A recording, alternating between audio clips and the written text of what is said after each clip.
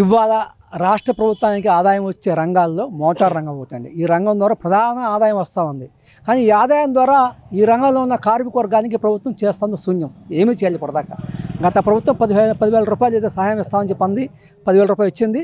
ఆ 10,000కి తోడు ఇచ్చిన 10,000ని వేరే రూపంలో ఫైనాన్షియల్ రూపంలో లాగేసుకుంది. మేము అట్లా కాదు, మీకు ఫైనాన్షియల్ భారం తగ్గిస్తా, జీవో నెంబర్ 21 రద్దు చేస్తూ ఉన్నారు. పైగా 15,000 వేస్తూ ఉన్నారు.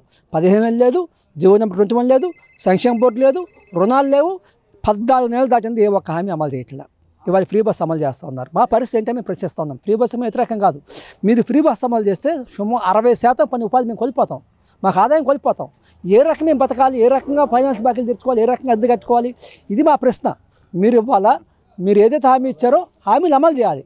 అమలు చేస్తూ ఒక పక్కన హామీలు అమలు చేస్తూ మేము కోరేది ఏంటంటే, అదనంగా మేము కోరేది ఏంటంటే, ఫ్రీ బస్సు కారణంగా ఆదాయం కోల్పోతూ ఉన్నాం కనుక ప్రతి ఆటో కార్మికునికి 3,000 రూపాయలు పెన్షన్ మంది కోరుతూ ఉన్నాం.